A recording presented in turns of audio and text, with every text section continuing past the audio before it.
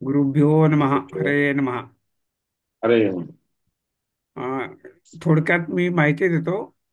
हा. आमच्याकडे श्री वादराचार्य यांनी सांगितलेल्या ऑडिओ फाईल्स आहेत. त्यांचा उपयोग करून जे काही आमच्याकडे यूट्यूबमध्ये व्हिडिओ नाहीत ते या उपक्रमात अंतर्गत बनवले जातील. आणि एकूणच या व्हिडिओचा हा उपयोग करायचा आहे की यूट्यूबच्या मार्फत आणि अनेक व्हॉट्सअपच्या ग्रुपच्या मार्फत लोकांना या द्वैत सिद्धांताच्या जे ग्रंथ आहेत त्याचं जे मराठी भाषांतर करून आचार्य सांगतायत ते जास्तीत जास्त लोकांपर्यंत पोहोचावं यासाठी हा आजचा एफर्ट आहे.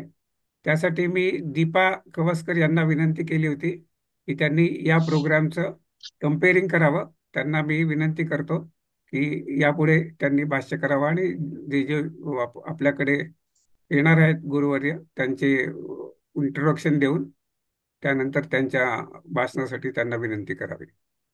Over to Deepak Kavaskar. नमो नमः. हा. सगळ्यांना आधी आजच्या उत्तम जो दिवस आहे, पाडवा सुरू झालेला आहे, विश्वावसु संवत्सर, त्याच्या सगळ्यांना मनापासून शुभेच्छा आणि नमस्कार सगळ्या मोठ्यांना. हे जे उपक्रम चालू आहेत ते सुरू केलेत श्री पूर्णानंद वामनराव रायगणकर यांनी. नाहीतर हे इतकं सहज सोपं नव्हतं, पण त्यांचा पण इतका मोठा हातभार आहे की बारकाईने कुठली गोष्ट कशी करून कशी आपण सोपी करून सगळ्या भक्तांपर्यंत पोहोचू शकू ह्याच्यासाठी त्यांनी खूप प्रयत्न घेतलेले आहेत. त्याबद्दल अगदी मनापासून धन्यवाद आणि आभार. आणि आपल्याकडे आधी जे बोलणार आहेत ते श्री पंडित डॉक्टर वादिराजाचार्य कृष्णाचार्य वरखेडकर यांना मनापासून नमस्कार. त्यांच्याबद्दल जितके मी शब्द बोलीन ते कमीच आहे, कारण की अध्यात्म म्हणा, त्यांचं सांगण्याची शैली, बोलण्याची शैली, भाषा जी वापरली जाते, अगदी त्यांची बोलण्याची जी शैली आहे, भाषा आहे, इतकी सहज, सरळ, सोपी की अगदी जे छोटे लहान असतील त्या लहान मुलांनाही कळेल आणि जे अगदी प्रबुद्ध पंडित आहेत अशा लोकांशी चर्चा करायची असेल तर त्यांनाही त्याच्यामध्ये आनंद येईल. म्हणजे इतकं अगदी मोठ्यांपासून अगदी लहान मुलांपर्यंत सगळ्यांना समजेल अशा पद्धतीने सांगायची, बोलायची त्यांची शैली, ओघवत्या भाषेमध्ये, सरळ, आणि ज्याला त्याच्यामध्ये तत्व शोधून काढायचं असेल त्यांना सांगण्यासाठी, ते ज्यांना अगदी त्यातनं सरळ अर्थ पाहिजे असेल तो, अशा सगळ्या गोष्टी श्री पंडित वादिराजाचार्य सगळ्या भक्तांसाठी सोयीस्कर करून देत आहेत. त्यासाठी त्यांचे खूप धन्यवाद. मानवता, आध्यात्मिक क्षेत्र, कुठलंही क्षेत्र राहिलेलं आहे असं वाटत नाही. मी त्यांना जवळून ओळखते. ते लोकांसाठी सुद्धा दिवस रात्र बघत नाही कोणती वेळ काय आहे, ज्या वेळेला पाहिजे त्या वेळेला त्यांना मदत करत असतात, माहिती देत असतात आणि प्रत्येक वेळेला मार्गदर्शन आणि आशीर्वचन करत असतात.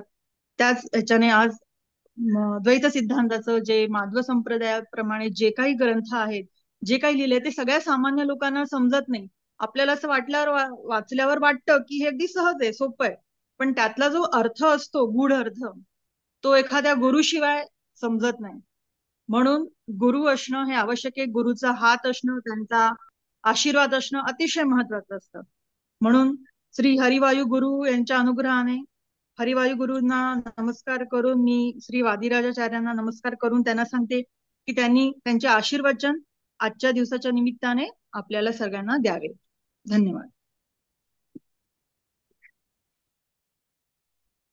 ठीक आहे.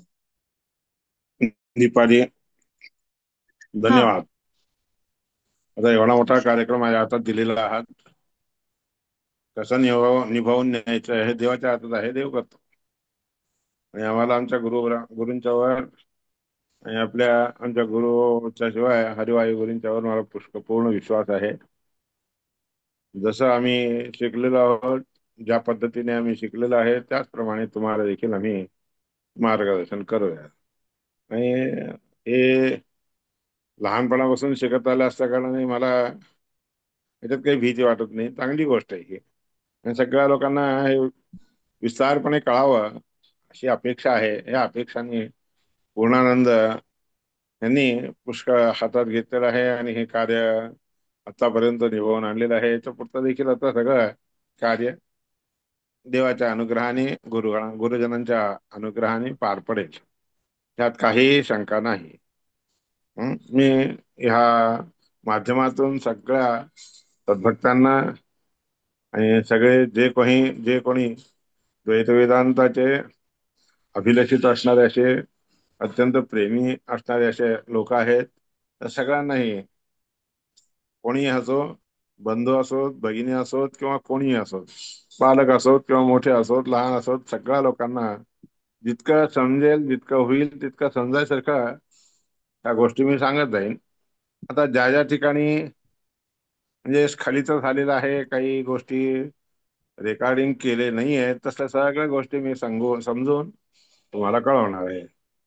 तर पहिला प्रथम आपला कार्यक्रम जे आहे प्रारंभ होणार आहे ते आधी झालेला आहे, पण तो पुन्हा एकदा ह्या माध्यमाने तुम्हाला सगळ्यांना पोस्ट करावा म्हणून मी असा विचार करत आहे. पहा, आता पहिला प्रथम काय आहे, गीता प्रस्थानापासून सुरू झालेला आहे.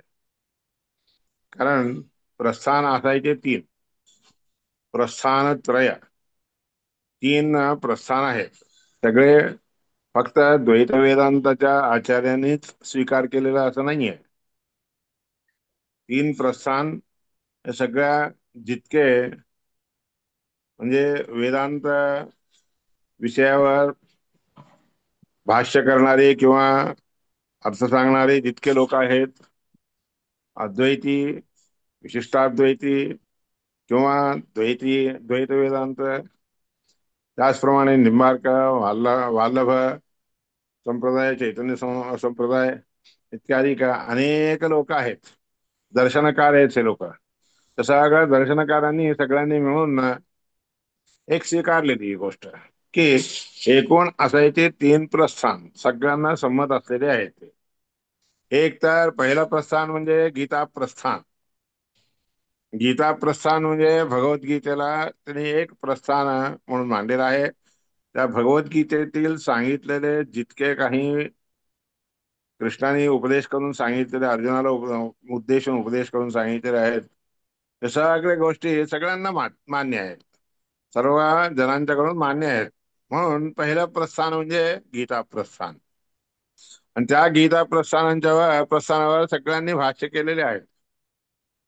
त्यात विशेष करून श्रीमदाचार्य आणि मध्वाचार्यांनी त्या गीता प्रस्थानावर दोन ग्रंथ आहेत त्यांचे. एक तर श्रीमद भगवद्गीता भाष्य म्हणून आहे, आणि दुसरं एक आहे भगवद्गीता तात्पर्य म्हणून. अशा रीतीने दोन ग्रंथांच्या द्वारे गीता प्रस्थान त्यांनी प्रारंभ केलेला आहे, म्हणून गीता प्रस्थान.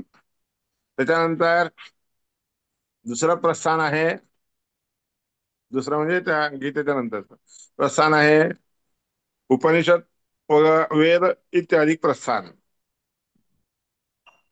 उपनिषद प्रस्थान, वेद प्रस्थान हा दुसरा भाग आहे. उपनिषद प्रस्थानामध्ये आचार्यांनी एकूण 10 उपनिषद आहेत, मुख्यतः 10 उपनिषदांच्यावर भाष्य केलेलं आहे त्यांनी.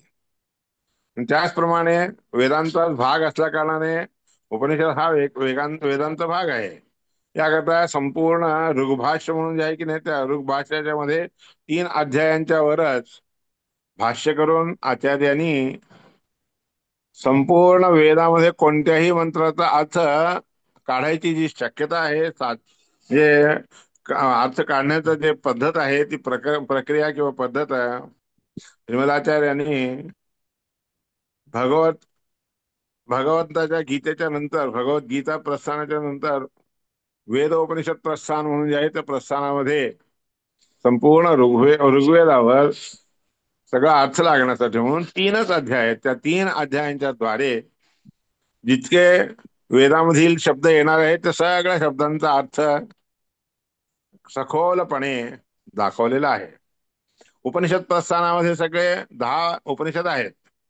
त्या 10 उपनिषदांच्या वर देखील आचार्यांनी आपण भाष्य करून प्रत्येक शब्दांचे अर्थ स्पष्टपणे सगळ्या लोकांना कळावे अशा रीतीने केलेले आहेत. म्हणून उपनिषद प्रस्थान, दशोपनिषद प्रस्थान म्हणून आहे, त्याच्यात सगळं केलेलं आहे.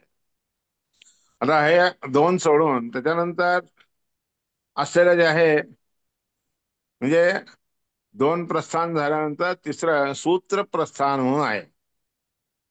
त्या सूत्र प्रस्थानामध्ये ब्रह्मसूत्रांच्या वर सांगितलेलं आहे. वेदव्यास महर्षींनी केलेले जे ब्रह्मसूत्र आहेत, निर्णायक ब्रह्मसूत्र म्हणतात.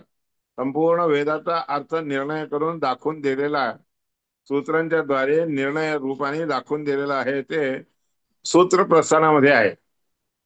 त्या सूत्र प्रस्थानामध्ये ब्रह्मसूत्रांच्यावर पहिलं भाष्य केलेलं आहे. त्यांनी ब्रह्मसूत्र भाष्य म्हणून भाष्य केलेलं आहे. आणि दुसरा, त्याच ब्रह्मसूत्रांच्यावर जितके न्याय आहे त्या सगळ्या न्यायांचा देखील एके ठिकाणी संग्रह करून त्या वेदव्यासाच्या म्हणजे वेदव्यासांनी केलेल्या ब्रह्मसूत्रांच्या वरतीच न्याय विवरण म्हणून केलेलं आहे. त्याच्यामध्ये न्यायांचे विवरण करून सांगितलेले आहेत. आणि तिसरा म्हणजे जिथं जिथं वेदांताच्या बद्दलचा वाक्यार्थ येतो त्या ठिकाणी वाक्यार्थांना जे आहे भाष्याने नुसता अर्थ दाखवलेला आहे. त्या भाष्याच्या वर त्यानंतर जे वाक्यार्थ असतात, पूर्वपक्ष मांडून सिद्धांत पक्ष मांडून त्याचा निर्णय दिलेला आहे. म्हणजे श्रीमद ब्रह्मसूत्रांच्या वर जे भाष्य आहे त्या भाष्यांचा म्हणजे वाक्यार्थ रूपी तुलनात्मक अध्ययन करून त्यांनी कळवलेलं आहे. श्रीमद न्यायसुधा म्हणून त्याच्यावर टीकाचार्यांनी केलेली आहे. अनुव्याख्यान म्हणून त्याचं नाव आहे, ब्रह्मसूत्र अनुव्याख्यान. हे तीन उपनिषदांच्या वर म्हणजे ब्रह्मसूत्रांच्या वर तीन प्रस्थान आहेत. हे तीन प्रस्थान सोडून इथं मध्वाचार्यांनी काय केलं म्हणजे सगळ्या ब्रह्मसूत्रांच्या वर असलेले जे भाष्य म्हणजे न्याय विवरण आहे, त्याचप्रमाणे अनुव्याख्यान आहे, त्या सगळ्यामधील सारांश लोकांना एकदा कळावा, रोजच्या रोज एकदा पारायण व्हावं संपूर्ण ब्रह्मसूत्रांचं, या उद्देशाने अणुभाष्य म्हणून केलेलं आहे बरं का. त्या अणुभाष्याच्या द्वारे सगळीकडचा विषय संग्रह करून म्हणजे एके ठिकाणी संकुचित करून म्हणजे थोडक्यात दाखवून दिलेलं आहे. त्या अणुभाष्य म्हणून केलेलं आहे बरं का. असे ब्रह्मसूत्रांच्या वर तीन आहेत. कोणते? एक तर ब्रह्मसूत्र भाष्य, दुसरं जे आहे अनुव्याख्यान, आणि तिसरं जे आहे न्याय विवरण. आणि त्या सगळ्यांचा संग्रह, ताररूपी संग्रह जे आहे अणुभाष्यामध्ये आचार्यांनी केलेला आहे. असे हे आचार्यांनी केलेले मोठे काम आहेत, मोठे कार्यक्रम आहेत. असे ह्या सूत्रांच्या वर म्हणजे प्रस्थानांच्या वर, तीन प्रस्थानांच्या वर मध्वाचार्यांनी केलेले विशेष प्रसंग आहेत.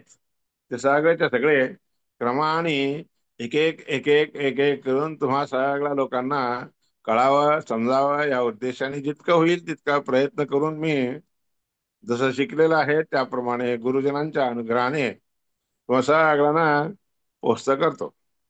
आणि ते सगळं बघून तुम्ही तयार व्हावं. तुम्ही जर ह्या सगळ्यामध्ये तयार झाला तर लोकांमध्ये मान्यता तुम्हाला देखील प्राप्त होती. कारण स्वतः न शब्दाब्धो गाढा न च निगम चर्चा सुचतुरा न च न्याये प्रौढा न च विदित वेद्यापि वयम परम श्रीमद पूर्ण प्रमति गुरु कारुण्य सरणीम प्रपन्ना मान्या स्महा किमपि च वदंतोपि महता. म्हणून स्वतः टीकाचार्यांनी सांगितलेलं आहे.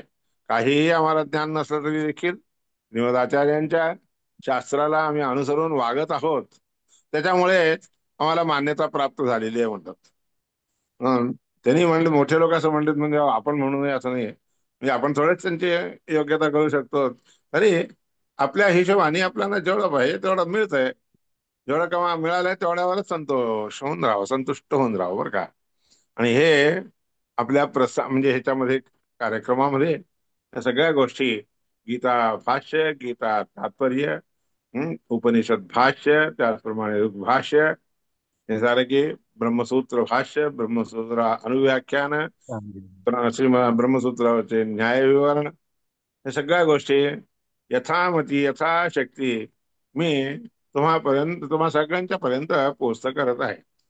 तुम्ही जसं तुम्हाला अनुकूल होईल त्याप्रमाणे समजून घ्यावा. आणि ज्या ज्या ठिकाणी तुम्हाला काही शंका समाधान म्हणजे शंका आलेल्या असतात की नाही, सगळ्याच्या सगळ्या शंका मी जेव्हा जेव्हा सांगत असतो त्यावेळेस तुम्ही सगळ्यांनी बाजूला एके ठिकाणी मांडून ठेवावेत. आणि ते सगळे जसं वेळ मिळेल त्याप्रमाणे मी ह्याच्यामध्ये कार्यक्रमामध्ये काय ठरवलं येतात, एकादशीच्या दिवशी शंका समाधान म्हणून ठेवायचं. एकादशीच्या दिवशी शंका समाधान, जे काही शंका येतात त्या सगळ्या शंकांचे समाधान यथामती माझ्या बुद्धीला अनुसरून मी जेवढं होईल तेवढं, शास्त्राला सोडून नाही, शास्त्रामध्ये असलेले सांगितलेले दिवशी तुम्हाला मी कळवत जाईन. बरं का? ह्याप्रमाणे हा एक मोठा कार्यक्रम पूर्णानंद महाराजांनी म्हणजे राळेगणकर साहेबांनी हाती घेतलेला आहे. आणि सगळे लोक जना हे ह्याची अपेक्षा आहे त्या सगळ्यांनी यथामती जाणून घ्यावं, समजून घ्यावं. हा माझा प्रयत्न आहे बरं का. मी काय, आम्ही जे शिकलेलं आहे ते सांगणार. आम्हाला जे शिकलेलं नाही त्याच्या पलीकडची गोष्ट आम्ही काही सांगायला जात नाही. लहानपणापासून जे शिकलो तेच सांगत आहे.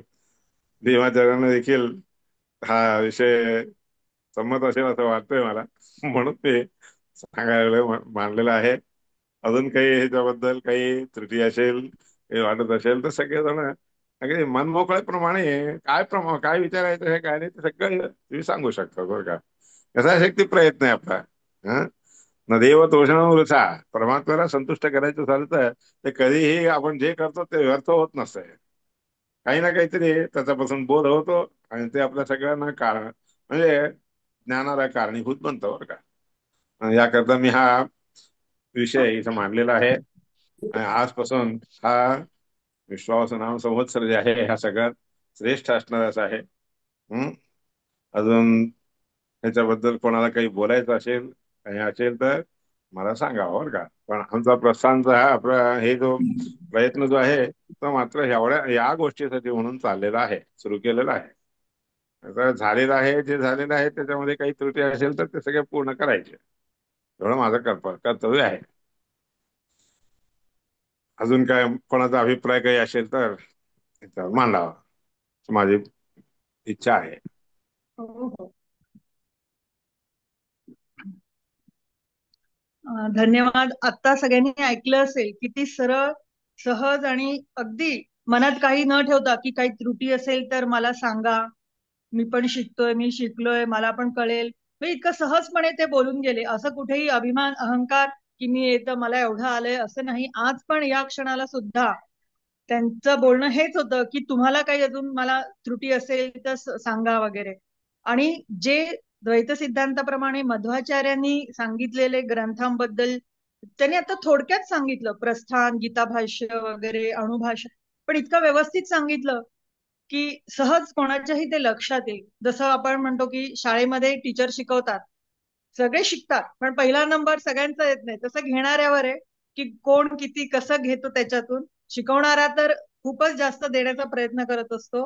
हे साधं उदाहरण दिलं कारण मी काही खूप नेहमी बोलणारी अशी वक्ता नाहीये, त्याच्यामुळे मला जे साध्या सोप्या भाषेत सांगता आलं की जे समजेल सगळ्यांना त्या पद्धतीने सांगितलं.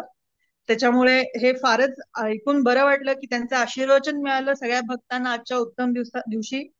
आणि जसं आपण म्हणतो, प्रथमो हनुमान नाम द्वितीयो भीमेव च पूर्ण प्रज्ञा तृतीयस्तु भगवत कार्य साधका. हा त्यामुळे मध्वाचार्यांनी जे काही सांगितलेलं आहे ते आपल्याला साध्या सोप्या भाषेत मिळते. तर जेवढं मिळेल तेवढं सगळ्या भक्तांनी घेऊन त्या रसामध्ये वाहून जावं. कारण भक्तीचा रस असा असतो आणि प्रत्येकाला आयुष्यात जीवनात हेच हवंय ना शेवटी, भक्ती रस आणि मोक्ष. त्याच्यासाठी प्रत्येकाने हे वारंवार वाचन करून, ऐकून, त्याच्यामध्ये मनन चिंतन करून, आणि आपल्याकडे एक चांगला गुरु आहे की ज्याला आपण आपले प्रश्न विचारून शंका निरसन करू शकतो. आणि या सगळ्यासाठी मी परत श्री पूर्णानंद वामनराव राळेगणकर यांचे आभार मानते की त्यांना हे सगळं सुचलं आणि त्यांनी हे सगळं आपल्यापर्यंत आणून आपल्याला ते सगळं दिलेलं आहे. त्याच्यामुळे खूप धन्यवाद. आता आपल्याकडे अजून एक मोठे महापंडित श्री भीमाचार्य बाळाचार्य वरखेडकर आहेत. त्यांच्याकडे अनवरत अग्निहोत्र चालू असतं, सतत अभ्यास चालू असतो. त्यांचाही विचारधारा अशीच ओघवती आहे. बोलणं अगदी स्पष्ट भाषा. तुम्ही म्हणाल की अरे हे कुठे शब्द मराठी भाषेत आहेत का, इतकी प्रगल्भ अशी भाषा.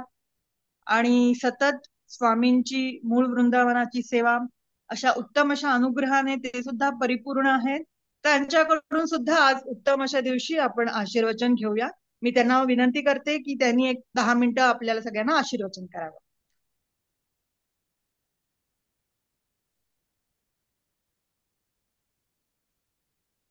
गुरुभ्यो नमः.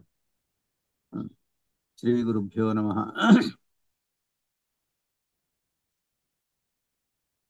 सर्वोत्तमो विष्णुरथो रमा च ब्रह्मा च वायुश्च तदीयपत्नीः येन्ये च देवाः सततं प्रसन्नाः हरौ सुभक्तिं मयि सन्दिशन्तु. नमोऽस्तु तात्विका देवाः विष्णुभक्तिपरायणाः धर्ममार्गे प्रेरयन्तु भवन्तः सर्व एव हि.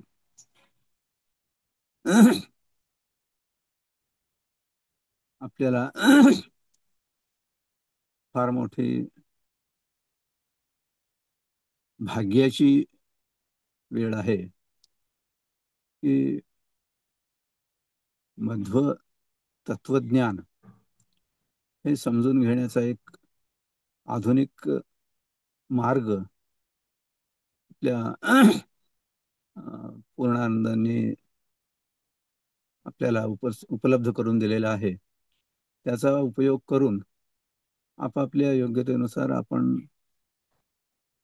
काही विशेष ज्ञान संपादन करून घेऊयात आणि त्या ज्ञानाचा वापर परमात्म्याच्या भक्तीसाठी कसा करता येईल याचा विचार करून अधिकाधिक प्रमाणात त्या ज्ञानाचा भक्तीमध्ये वापर करण्याचा प्रयत्न करता येईल आपल्याला. मी एवढंच सांगू इच्छितो की अलीकडे असा एक प्रचार सुरू झालेला आहे की ज्ञान संपादन केलं तर पुरे सगळं काही मिळालं. या भ्रमात आपण राहू नये अशी माझी कळकळीची विनंती आहे. ज्ञान हे सार्थक तेव्हाच होतं जेव्हा त्या ज्ञानाला अनुसरून आपलं आचरण राहतं. ज्ञानाला अनुसरून आपण आचरण केलं नाही तर ते ज्ञान वांझ आहे. त्या ज्ञानाचा काही उपयोग नाही. जरी ज्ञान फार महत्वाचं आहे परंतु त्याचा वापर जर आपण नीट केला नाही तर त्याचा उपयोग नाही. म्हणून आपण तुमचे वादनाच्या उपदेशातून जे काही ज्ञान आपल्याला मिळेल ते तर पूर्णपणे देतच आहेत. आपापल्या योग्यतेनुसार आपल्याला ते समजणार, पण आपल्या योग्यतेनुसार जे समजलं त्याचाही आपल्या शक्तीनुसार आपण वापर करणं आवश्यक आहे. तो वापर करून घेऊत आणि आपल्या जन्माचं सार्थक करून घेऊत. एवढंच मी आजच्या या शुभमुहूर्तावर सांगू इच्छितो. बाकी पुन्हा वेळ आपल्याला जेव्हा मिळेल त्यावेळेला बघू. नमस्कार. श्रीकृष्णार्पणमस्तु.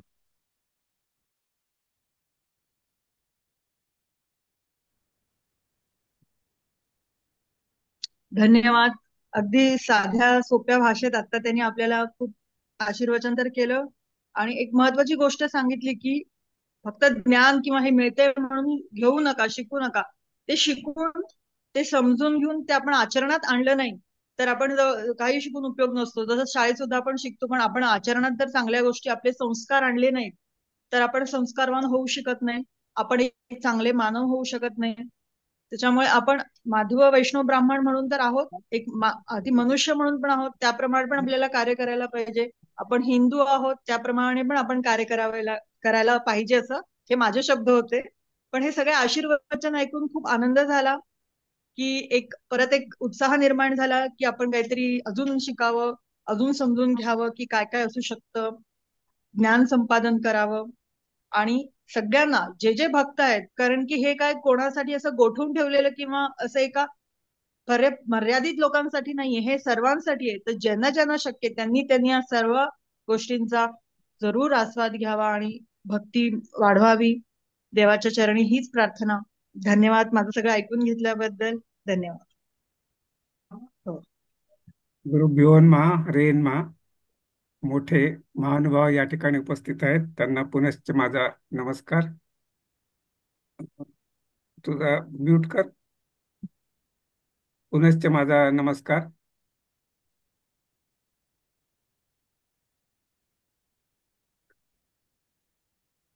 या ठिकाणी मी दीपा वरखेडकर खवसकर यांचे आभार मानू इच्छितो. फक्त आणि फक्त 3:40 म्हणजे 20 मिनिटं आधी त्यांना मी रिक्वेस्ट केली या प्रोग्रामचं कंपेअरिंग करावं, आणि ते इतकं उत्तम पद्धतीने त्यांनी केलं. त्यांनी सांगितलं की मी हे प्रथम तास करत आहे, किती जमेल, पण इतकं छान जमलंय की यापेक्षा अजून काही जास्ती चांगलं जमायचं असं काही मला वाटत नाही.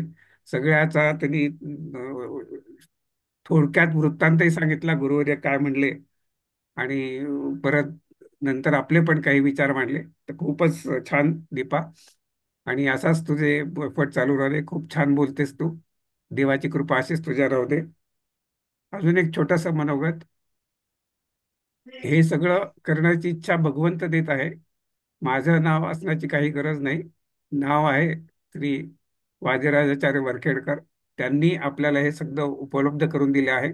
त्यांचे खूप खूप धन्यवाद. आणि सुरुवातीला मला वाटत होतं की भगवद्गीता झाली की संपलं, मग दशक प्रकरण आलं, वाटलं की संपलं. आता उपनिषद चालू आहे आणि अजून ते संपायच्या आधीच त्यांनी सांगितलं की ऋग्भाष्य येणार आहे, आणि आज तर त्यांनी बरीच मोठी लिस्ट सांगितली. तर त्यांचे खूप खूप आभार. सगळ्या आपल्यासाठी ते वेळ काढत आहेत आणि आपल्याला छान सांगत आहेत. आणि जसं एक गीतेचं वाचलं मी, जशी आहे तशी, तसं यांचं कसं आहे, समोर संस्कृत वाचतात, उपनिषद जसं आहे तसं, आपल्या श्रीमदानंद तीर्थ भाष्य जसं आहे तसं, याप्रमाणे आपल्याला ते मिळत आहे. हे आपले खूपच महत्भाग्य आहे. आणि आपल्याला जे भाग्य मिळालं हे आहे, हे जास्तीत जास्त लोकांपर्यंत पोहोचवावं अशी इच्छा जागृत करून ती पुढे नेणे ही सुद्धा आपलं कर्तव्य आहे. तरी सर्वांना विनंती राहील की ही जी काही रेकॉर्डिंग उपलब्ध होत आहेत ती जास्तीत जास्त लोकांपर्यंत पोहोचण्यासाठी आपल्याला जे काही करता येईल. आजकाल डिजिटल जमाना आहे, बरेच काही करता येतं. ते सर्व सर्वांनी करावं आहे. आणि इतकं छान आप- जे अध्यात्म आहे, जे विचार आहेत, जे जीवनावश्यक आहेत, अगदी जीवनात जिथे तिथे कामी येतात, ते आपल्याला सहजतेने मिळत आहेत. त्याचा नक्की वापर करा सर्वांनी. आणि भगवंताची चरणी हीच प्रार्थना आहे की हे सर्व उपक्रम जास्तीत जास्त लोकांपर्यंत पोहोचावा. धन्यवाद. आता या ठिकाणी 10 मिनिटं उरली आहेत. आपण दोन महद आचार्य आपल्या सोबत आहेत. काही तुम्हाला विचारायचं असेल त्यांना तर विचारू शकता. मी सर्वांचे माईक उघडण्याची व्यवस्था करतो. धन्यवाद.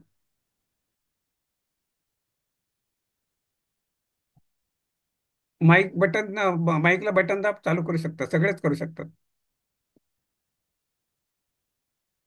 नाही.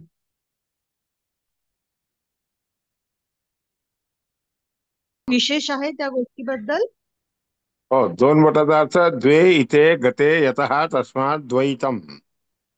द्वैत वेदांताचं दर्शन दाखवायसाठी हे दोन बोट केलेले आहेत. द्वे म्हणजे संशय आणि भ्रम. संशय एक आणि दुसरा म्हणजे भ्रम. ज्या शास्त्रातून ह्या दोन गोष्टी निघून गेलेल्या आहेत असं शास्त्र म्हणजे द्वैत वेदांत शास्त्र. द्वे इते गते यतः तस्मात् द्वैतम. द्वैतस्य भाव अद्वैतम. माझं शास्त्र म्हणजे मध्वाचार्यांचं जे शास्त्र आहे, ते शास्त्र तुम्ही जर वाचलात किंवा ऐकलात, शिकलात, तर ह्या दोन गोष्टी त्या शास्त्रातून निघून गेलेल्या असतात. एक संशय आणि दुसरा म्हणजे भ्रम. म्हणून द्वैत वेदांत हे शास्त्र जे आहे की नाही, संशय आणि भ्रम नावाचं ते शिकलं असताना सगळेच्या सगळे पूर्णपणे दूर होऊन जातात. म्हणून दोन बोट केलेले आहेत तर का. हम्म. हं? तर हा. दोन बोट केलं चित्राचं कारणच ते आहे. हं? हम्म. द्वे इते गते यतः तस्मात् द्वितम. द्वितस्य भावः द्वैतम. आणि तसलं वेदांत आहे. म्हणून मध्वाचार्यांनी दोन बोट केलेले आहेत बरं का. हे हम्म. सगळ्यांनी लक्षात घ्यावं. हं? कोणत्याही ज्ञानभक्ती वैराग्यापैकी कोणत्याही शास्त्रामध्ये कुठेही असो, या दोन गोष्टी मात्र त्या शास्त्राच्या द्वारे शिकला असताना, मध्वाचार्यांच्या सांगितलेल्या पद्धतीने शिकला असताना निघून जातात. म्हणून द्वैत वेदांत हे सर्वश्रेष्ठ आहे. हम्म एवढा मुख्य हम्म. समज. हं? जे द्वैत म्हणजे भेद करण्यासाठी म्हणून ते दोन नाही दाखवत, की आत्मा नाही आणि तसं आहे ते ते परमात्मा आणि जीव तिथे. वेगळा असतो. तेच की त्याच्याबद्दलच की संशय आणि भ्रम असणारच आहे, निघून जात आहे त्यातून. परमात्मा आणि जीवाच्या बद्दलचा जो संशय आहे किंवा जे भेद. तुम्हाला भ्रम आहे की नाही, ते सगळे भ्रम इथून निघून जातात. हे शास्त्र हम्म. शिकलं असताना हे निघून जातात. हं? हम्म. म्हणून द्वैत वेदांत हे सर्वश्रेष्ठ असणारच आहे.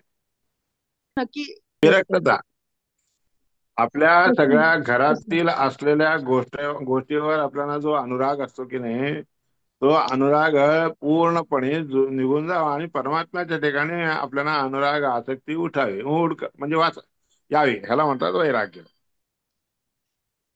जसं होत दुसरीकडे नसतं मग. घर बाळ बाळ वगैरे याच्यामध्ये असणारी जी रती आहे ती सोडून टाकावी. परमात्म्याच्या ठिकाणी विशेष रती ठेवावी. काय हम्म. परमात्म्याच्या बद्दल समजून घेणं हे ज्ञान. ज्ञान भक्ती, भक्ती आता म्हणजे काय? त्या परमात्म्याशिवाय दुसरं कोणीही नाही आपल्याला, सर्वश्रेष्ठ आहे. भक्ती म्हणजे तीच आहे. महात्म्य ज्ञान पूर्वस्तु सुदृढा सर्वतोधिका स्नेहो भक्ती रीती प्रोक्ता म्हणून महाभारत तात्पर्यामध्ये आचार्याने स्पष्टपणे सांगून टाकलेलं आहे. ही खरी भक्ती, तसल्या रीतीची भक्ती करावी. हम्म हम्म. अजून काय? आता ज्ञान जे म्हणतात, पण इथे कसं असतं, ज्ञानाला काही मर्यादा नाहीये, अगाध आहे. ज्ञानच ज्ञान आहे ते. हो, पण मग आता आता प्रत्येकाला ते थोडी सगळं मिळणार, म्हणजे थोडं पूर्ण काय मिळालं हे काय? कसं मिळणार? आता जेवढं बुद्धी तुमच्याकडे आहे, म्हणून तेवढं आमच्याकडे भगवद्गीतेत नाही. सांगितलं ना, भगवद्गीतेत काय सांगितलं?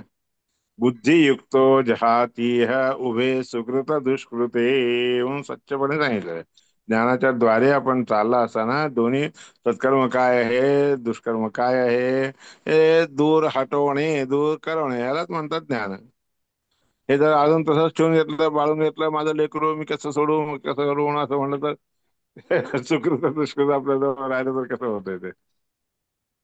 हम्म. बुद्धियुक्तो जहातीह उभे सुकृत दुष्कृते हम्म. म्हणून भगवद्गीतेत सांगितलं आहे ज्ञानाच्या बद्दल. हा हम्म. हो, धन्यवाद, नमस्कार. चला, वेळही संपली आपली, 1च मिनिट आहे. ओके. सर्वांचे आभार. आमच्या दोन्ही गुरुवर्यांचे आभार. त्यांनी वेळात वेळ काढून आपल्याला आशीर्वचन देऊन उपकृत केले. दोघांनाही मी खूपच थोड्या नोटीसमध्ये दिलं होतं. ऍक्च्युली दीपाचे पण आभार. तिने या उपक्रमाला ऍक्च्युली सुरू करण्यास हातभार लावला. तिला गीता ऐकायची होती. मग मी विचार केला की ती आणि मी मिळून हे जो उपक्रम करतोय ते करूयात. त्याआधी मी ट्रायल करायला गेलो, मग लक्षात आलं की हे तर सगळ्यांनाच बघता येईल.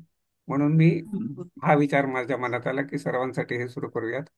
तर ते असं घडलं आहे आणि असंच ते पूर्णत्वास जावं. पूर्णत्वास म्हणजे